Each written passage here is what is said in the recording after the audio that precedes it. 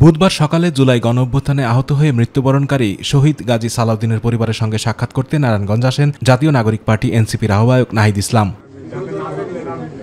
এ সময় গাজী সালাউদ্দিনের পরিবারের সদস্যদের সার্বিক খোঁজখবর নেন তিনি। এনসিপি সবসময় পরিবারের পাশে থাকবে বলে আশ্বস্ত করেন নাহিদ ইসলাম।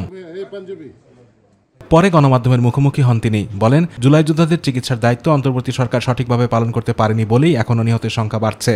আমরা সরকারের প্রতি দৃঢ়ভাবে বলতে চাই, আমাদের যারা গণ-অভ্যুত্থানে আহত যোদ্ধা যারা রয়েছেন, এখনো যারা কাতরাচ্ছেন, এখনো যাদের শরীরে স্প্লিন্টার রয়েছে, যারা নানাভাবে অঙ্গ ক্ষতিগ্রস্ত রয়েছে, তাদের সর্বাত্মকভাবে সর্বোচ্চ পরিমাণে যতটুকু সহযোগিতা করা প্রয়োজন, চিকিৎসার নেওয়া প্রয়োজন, সেটুকু যাতে সরকারের জায়গা থেকে করে। এবং এই চিকিৎসা, অনেকে যে ক্ষতিগ্রস্ত হয়েছে, এটা তাদের দীর্ঘমেয়াদী চিকিৎসা প্রয়োজন। ত্রয়োদশ জাতীয় সংসদ নির্বাচন ঘিরে 15 নভেম্বরের মধ্যে প্রার্থীর নাম ঘোষণা করা হবে জানিয়ে তিনি বলেন, 300 আসনে এনসিপির প্রার্থী দেওয়ার লক্ষ্য আছে। আমরা 300 আসনেই আমাদের লক্ষ্য।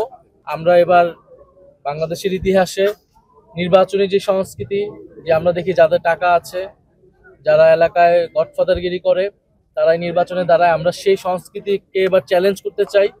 খেটে খাওয়া মানুষ থেকে শুরু করে এলাকার যারা শিক্ষক রয়েছেন, ইমাম রয়েছেন, গ্রহণযোগ্য সামাজিক নেতৃত্ব রয়েছেন, তাদেরকে আমরা জনপ্রতিনিধি হিসেবে সংসদে দেখতে চাই।